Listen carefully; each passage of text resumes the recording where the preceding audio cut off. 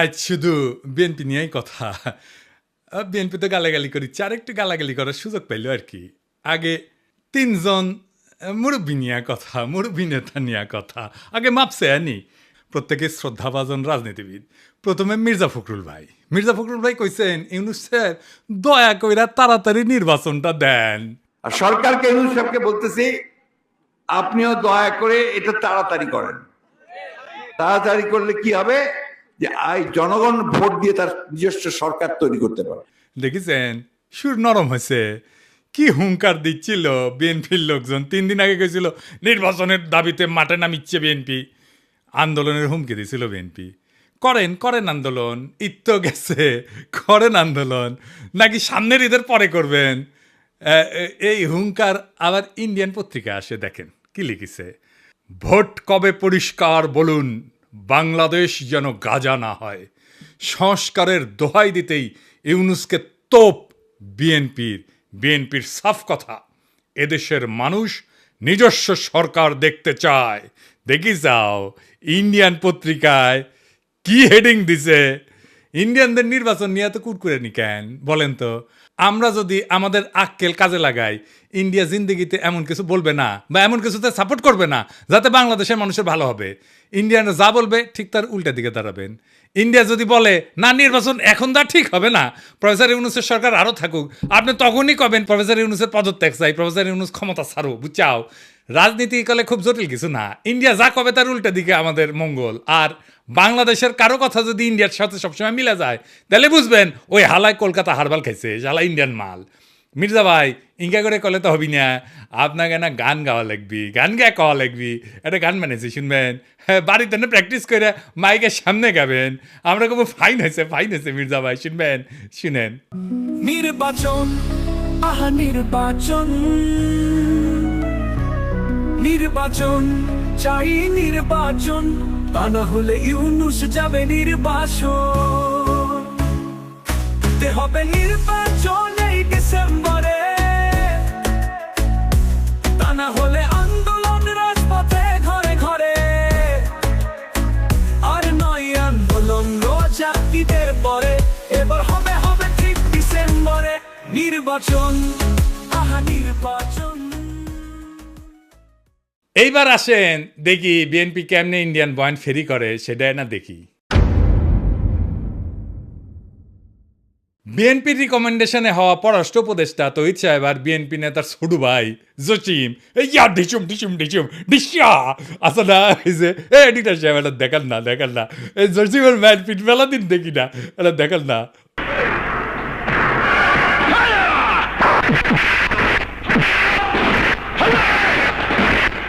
আর দেখি যাও ক্যাঙ্কা হিরোইনছি এ জসিম কইল যে 1971-এর জন্য পাকিস্তানে ক্ষমা চাইতে হবে। তো এটা তো আমি আর ইন্ডিয়ান বয়ান। তো এই পানি পড়া সে কই থেকে আসিছে? ইন্ডিয়া থেকে আসিছে, তাই না? সে একই পানি পড়া মির্জা ফখরুল সাহেব পাইছেন, দেখেন উনি কি বলেন। পাকিস্তান সেনাবাহিনী সেই যে হত্যাযজ্ঞ করেছিল তার জন্য আজ পর্যন্ত কিন্তু ক্ষমা চায় নাই। গণহত্যা করেছিল, লক্ষ লক্ষ মানুষকে হত্যা করেছিল, তার জন্য পাকিস্তান এখন পর্যন্ত কিন্তু বাংলাদেশের কাছে ক্ষমা প্রার্থনা করে নাই। উনি মনে করেন পাকিস্তান ক্ষমা চায় নাই, অথচ আমরা জানি তিনবার রাষ্ট্রীয়ভাবে পাকিস্তান ক্ষমা চেয়েছে। একবার মন্ত্রী পর্যায়ে, একবার প্রধানমন্ত্রী পর্যায়ে, আরেকবার রাষ্ট্রপতি পর্যায়ে। তো উনি তো বাংলাদেশ সরকারের মন্ত্রী ছিলেন, সে সময় ওনার মনে হয় নাই যে ওনার পাকিস্তান তো ক্ষমা চায় নাই। এখন কেন বলেন? কারণ ইন্ডিয়া বুঝেছে আমরা তোমার ক্ষমতা এনে দিচ্ছি, এমনি তো হবে না, খরচাপাতি আছে। আওয়ামী লীগ যে সার্ভিস দিত সেটা দাও। কি সার্ভিস? জাহাপনা। মির্জা ফখরুল কইছে পাকিস্তানকে বাম্বু দিবা, ইন্ডিয়া কইছে, তো উনি বাম্বু দিলেন। আচ্ছা এবার বলেন তো, এই দল পাকিস্তানের সাথে স্বাভাবিক সম্পর্ক করতে পারবে? ইন্ডিয়া যে ফ্যাসিবাদ চালাইলো কোনোদিন কইছে বিএনপি ইন্ডিয়া ক্ষমা চাইতে? নাকি বলবে জিয়ারে তো খুন করেছে তাই না? এটা কোনোদিন বলিছে? বলে নাই। কিন্তু ইন্ডিয়া আমাদের বন্ধু দেশ বলতে বলতে মুখে ফেনা তুলে ফেলিছে। দেখেন, ভারত আমাদের প্রতিবেশী, সবচেয়ে বড় প্রতিবেশী, আমাদের বন্ধু। আমাদের যুদ্ধের সময় 1971 যুদ্ধের সময় আমাদের সহযোগিতা করেছিল। আমরা ভারতের কাছে সবসময় প্রত্যাশা করি যে ভারত বাংলাদেশের মানুষের পাশে দাঁড়াবে। যাই হোক মির্জা ভাই, আপনি তো বলেন মুক্তিযুদ্ধ করেছেন, এটি সেই সময়ের গল্প শুনবার চাই। মানে কোটি কোটি যুদ্ধ করেছেন, কোটি ট্রেনিং নিছেন, কারা কারা আপনার সহযোদ্ধা ছিল, কবে অস্ত্র জমা দিলেন, কি অস্ত্র ব্যবহার করেছেন, মানে হাউস আছে কেন পাকিস্তানের উপরে যেমন বিলা, আপনি তো মনে লয় যে সখানিক পাকিস্তানি আমি জয় বাংলা করেছেন, না গল্প করবেন হাউস আছে আমার কলে। চুপি চুপি কই মির্জা ভাই, আপনার উপরে না হেভি স্টাডি করেছি। কেন করেছি জানেন? আপনারা বোঝার জন্যে স্টাডি করে পেয়েছি কি জানেন, না খারাপ কিছু কমু না, আপনার লাইফ হিস্ট্রি কিন্তু ইন্টারেস্টিং। আপনি ঢাকা কলেজের ইকোনমিক্সের টিচার হিসেবে ক্যারিয়ার শুরু করেন, শিক্ষকতার ক্যারিয়ার, পরে ঠাকুরগাঁও কলেজে ইকোনমিক্সের অধ্যাপক ছিলেন, খুবই জনপ্রিয় টিচার ছিলেন, ছাত্ররা আপনার ক্লাস করার জন্য উন্মুখ হয়ে থাকতো, মার্শাল্লাহ। আবার অদ্ভুতভাবে আপনি বাংলাদেশ সরকারের পরিদর্শন এবং আয় ব্যয় পরীক্ষণ অধিদপ্তরের একজন অডিটর হিসেবে কাজ করেছেন এই প্রফেসর হওয়ার পরে। শিক্ষা বিভাগে আবার ডিজি আসিলেন। এমন সেলিব্রেটেড শিক্ষকের জীবন চাইরা অডিটর কেন হইলেন, এটা মিলাইতে পারি নাই। তাই আপনার জীবনের গল্প আপনার কাছ থেকে শোনার ইচ্ছা থাকলো, আমার ক্ষুদ্র ভ্রাতার ভগিনীরা আপনাদের কয়ে রাখি, কারো সম্পর্কে জানতে হইলে এভাবে ডিক করবেন, খুঁড়বেন, তারপরে তাই আপনি ভালো তার ডিল করতে পারবেন। যাই হোক, এবার আরেক বিএনপির সিনিয়র নেতারে নিয়ে আলাপ করি, হ্যাঁ, আমির খসরু মাহমুদ। যেই সরকার জনগণের ভোটে নির্বাচিত হবে তারা জনগণের কাছে দায়বদ্ধ থাকবে, জবাবদিহি থাকবে, সেটা যেই সরকারই হোক। কোনো মহামানবকে বাংলাদেশের দায়িত্ব দেওয়ার জন্য বাংলাদেশের মানুষ নির্বাচনে, এই বাংলাদেশের মানুষ আন্দোলন সংগ্রাম করে নাই, ত্যাগ স্বীকার করে নাই। আর কোনো মহামানব কোনো দেশের গণতন্ত্রের সমাধান দেবে, তার জন্য বাংলাদেশের জনগণকে অপেক্ষা করতে হবে, এটা বিশ্বাস করার কোনো কারণ নেই। আমির খসরু ভাই উনি কইছেন, নির্বাচিত সরকার জবাবদিহি করবে জনগণের কাছে, কোনো মহামানবকে ক্ষমতায় বসানোর জন্য বাংলাদেশের মানুষ আন্দোলন সংগ্রাম করে নাই, ত্যাগ স্বীকার করে নাই। উনি ত্যাগ স্বীকার করেছেন, ওটা ত্যাগ স্বীকারটা এটা দেখে আসেন। হ্যাঁ, আমির খসরু ভাই, আপনি তো ডিসেন্ট মানুষ, আশা করি আপনি ক্ষমতায় গেলে তো বটেই, ক্ষমতায় যাওয়ার আগেও জবাবদিহিতা করবেন, তাই না? আচ্ছা আমির খসরু ভাই, এই যে হোটেল সেরিনা আপনার ছিল তো না? এখন আপনি কইবেন যে আমি মালিকানা ছেড়ে দিছি, কথা সত্য মানলাম, আপনি মালিকানা ছেড়ে দিচ্ছেন। কয়টা জিনিস বলেন তো, যে জমিটা যার উপরে দাঁড়িয়ে আছে হোটেল সেরিনা, এটা তো চট্টগ্রাম স্টক এক্সচেঞ্জের জমি, তাই না? ওই সময় আপনি চট্টগ্রাম স্টক এক্সচেঞ্জের চেয়ারম্যান ছিলেন, তাই না? তো কি কি হয়েছিল আমি বলি খুশি ভাই, কিছু মনে করেন না, আমার কনফিউশন হয়েছে, কনফিউশন দূর করে দাও আপনার দায়িত্ব। আপনি বিএনপির অতি গুরুত্বপূর্ণ নেতা, আপনি জবাবদিহিতার কথা বলেন, আপনার দলের হাতে রাষ্ট্রের দায়িত্ব যাবেন, আসেন কি কি হয়েছিল দেখি, কোথাও বই লিলে ধরে দেন, তাই না? মানুষের ভুল বোঝা ঠিক না আপনারে, তাই না? 1995 থেকে 2001 সাল আপনি তখন, এটা আওয়ামী লীগের আমল, আপনি তখন চট্টগ্রাম স্টক এক্সচেঞ্জের চেয়ারম্যান ছিলেন। এই সময় রাজুক থেকে ঢাকার Banani road number 17 plot number 27 Chittagong stock এক্সচেঞ্জের টাওয়ার নির্মাণের জন্য কেনা হয়, মাশাআল্লাহ। কিন্তু সমস্যাটা হইতেছে, ভবিষ্যতে এই জমি আপনার ব্যক্তিগত মালিকানায় পরিণত হবে। কেমনে হবে, এটা বিশাল স্টাডির ব্যাপার, মেলা সময় লাগিছে কলে, এমন কঠিনভাবে এটা খাইছেন আপনি, মাশাআল্লাহ, জটিলভাবে খাইছেন কলে আপনি। এটা আপনার আমার স্যালুট জানানো লাগে। যদি এরকম জমি জমার লোভ টোপ থাকলে হইনি না আমি গেল আপনার ছাত্র হইলাম নি।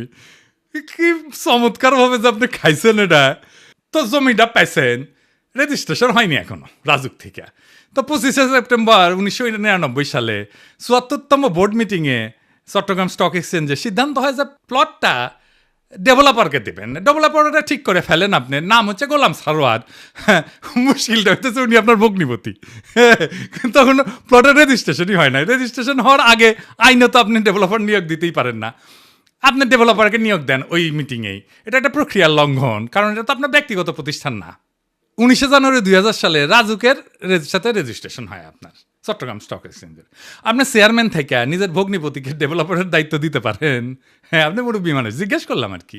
মানে ধরেন আমি যদি কখনো চট্টগ্রাম স্টক এক্সচেঞ্জের চেয়ারম্যান হই, আমি কি আমার ভগ্নিপতিরে স্টক এক্সচেঞ্জের জমিতে বিল্ডিং বানানোর জন্য ডেভেলপার হিসেবে নিয়োগ দিতে পারবো নাকি পারবো না? আরে কয়া দিলেন আর কি, এনে শুনলাম মুরব্বী মানুষ না। আচ্ছা, এইবার 15 নভেম্বর 1999 75তম বোর্ড মিটিং, মানে একটা পরেই আর কি, এখানে সিদ্ধান্ত হয় যে গোলাম সারোয়ারের সঙ্গে চুক্তি হবে যে চট্টগ্রাম স্টক এক্সচেঞ্জকে উনি বেসমেন্ট এবং 5টা ফ্লোর দেবেন, মানে 6টা আর কি। ভালো কথা, এই 5টা ফ্লোরের কথা মনে রাখেন, বেসমেন্ট সারা 5টা। হ্যাঁ, এরপর 13 ফেব্রুয়ারি 2000 সালে চট্টগ্রাম স্টক এক্সচেঞ্জের বোর্ডকে পাশ কাটায় স্টক এক্সচেঞ্জের সিইও ওয়ালিউল মারুফ মার্টিন এবং গোলাম সারোয়ার আপনার ভগ্নিপতি, এই দুইজনের মধ্যে একটা আনরেজিস্টার্ড চুক্তি হয় যে চুক্তি কখনো রেজিস্ট্রেশন হয়নি। আপনি আগে বোর্ডের মিটিংয়ে ডিসিশন নিয়েছিলেন 5টা দিবেন ফ্লোর, এইখানে আপনি লিখলেন 4টা ফ্লোর দিবেন, এটা কমে গেল আর কি। এইটা অবৈধ চুক্তি এবং জালিয়াতিপূর্ণ চুক্তি। এইখানে পেনাল কোড 467, 468 এবং 471 ধারা লঙ্ঘন হয়েছে, হ্যাঁ আইনের ভাষায় কইলাম আর কি। তো 74 এবং 75তম বোর্ড মিটিংয়ে গোলাম সারোয়ারকে ব্যক্তিগতভাবে ডেভেলপার হিসেবে নিয়োগের আলোচনা হয়, কিন্তু সিইও যে সিগনেচারটা করলো না যে 4টা মিটিংয়ে, ওইখানে হোটেল সারেনার মালিক হিসাবে তার সাথে এগ্রিমেন্টটা হইল। সারেনাকে তখন হয়নি যখন আপনি বোর্ড মিটিং করেছেন, বুঝছা? তো এই সিইও ওয়ালিউল মারুফ মার্টিন সে বোর্ড মিটিং উপেক্ষা করে সারিনার সাথে একটা চুক্তি করলো। সে কি পারে? হ্যাঁ পারে না, তাই না? যাই হোক, স্টক এক্সচেঞ্জের তরফ থেকে আনুষ্ঠানিক বা বৈধভাবে সারিনাকে কোনো দায়িত্ব দেওয়া হয়নি, তাই না?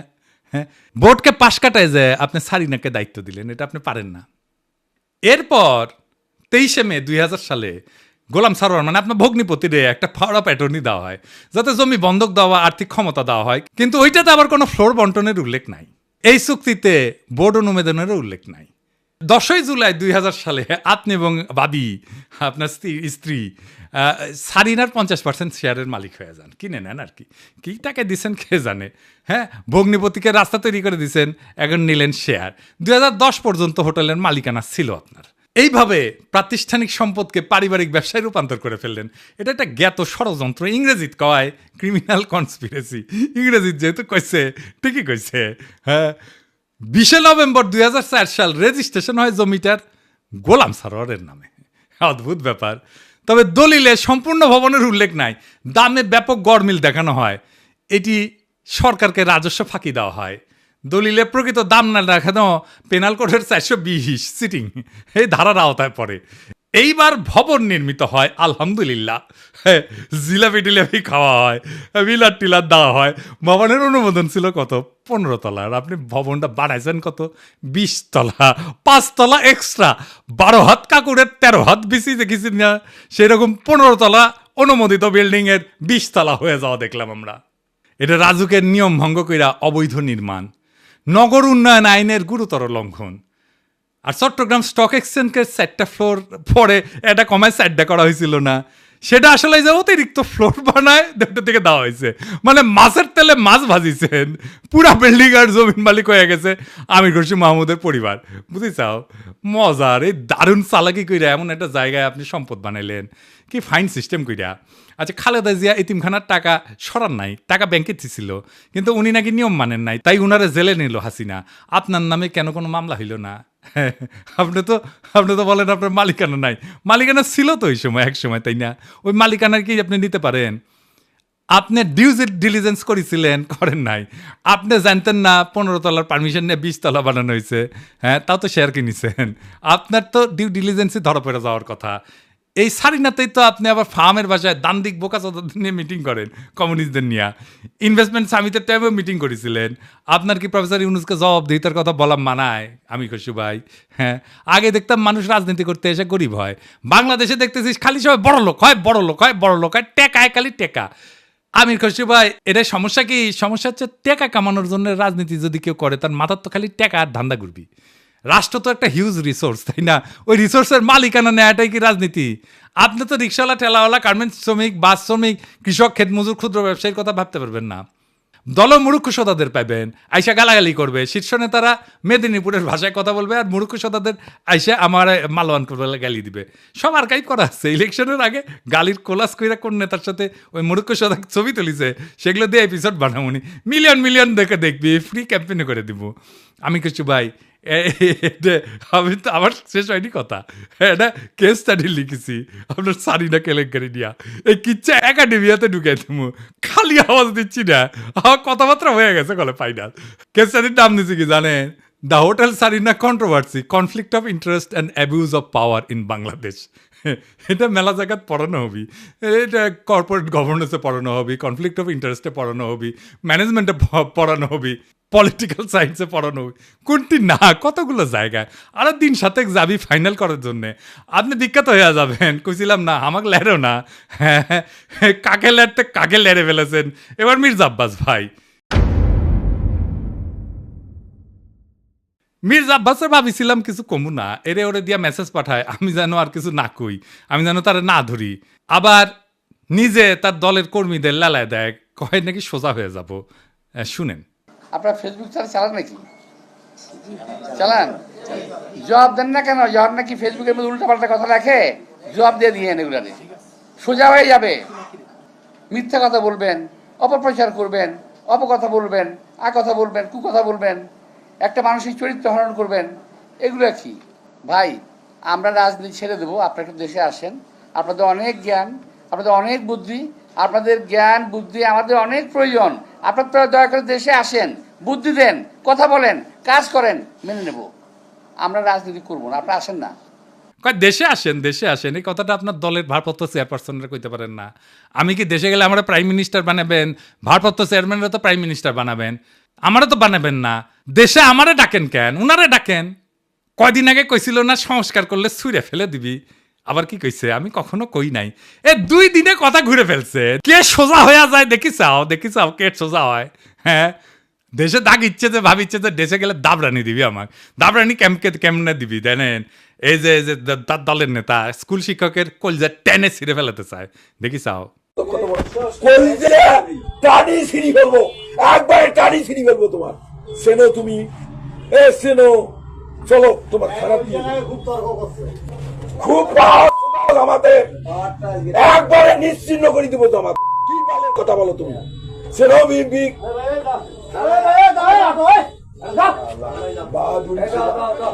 তোমার নামে আমি মামলা দেবো।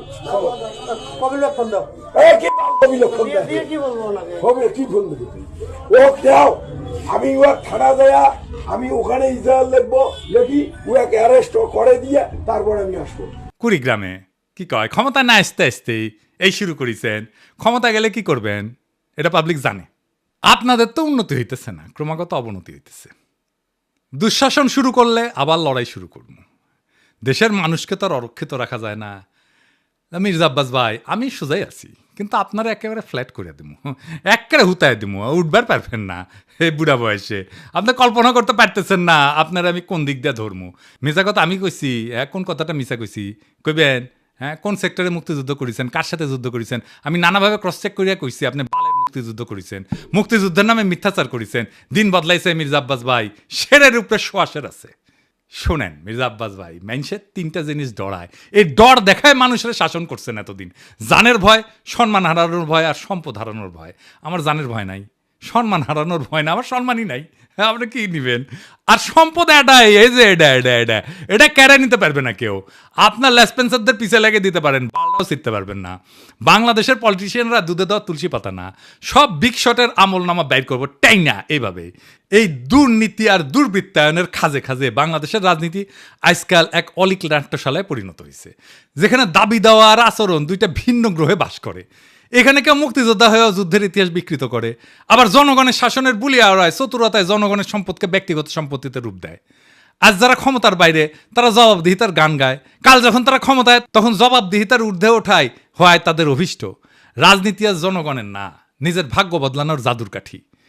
আজ যে দল ইন্ডিয়া বিরোধী স্লোগানে জ্বলে ওঠে, তার বয়ানি আবার ভারতীয় লাইন টু লাইন কপি হয়ে ফিরে আসে ঢাকার রাজপথে।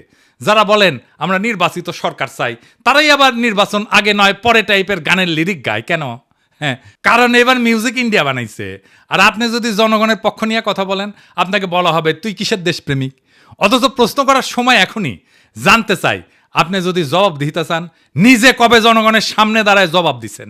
একবার বলেন, একবার দিছেন জবাব? জনগণের সামনে দাঁড়ায় জিন্দেগিতে দেন নাই, এখন জবাব দিতে চাইতেছেন আপনি প্রফেসর ইউনূসের কাছে। বাহ, মজা আরই মজা। আপনি যদি বলেন দুর্নীতি হবে না, আপনি নিজের জীবনে কোন অধ্যায় প্রমাণ করছেন? দেশের মানুষ সব বুঝে, বোকা না। এখন কেউ চোখ বন্ধ করে ভোট দেয় না। তারা জানে ঢাকা শহরের প্রত্যেকটা বিল্ডিং এর ছায়ায় লুকায় থাকে এক একটা রাজনৈতিক ষড়যন্ত্র, একটা দুর্নীতির ইতিহাস। এখন সময় আসছে গলা ছেড়ে বলার, এই দেশ কারো বাপের না, পারিবারিক ব্যবসা না।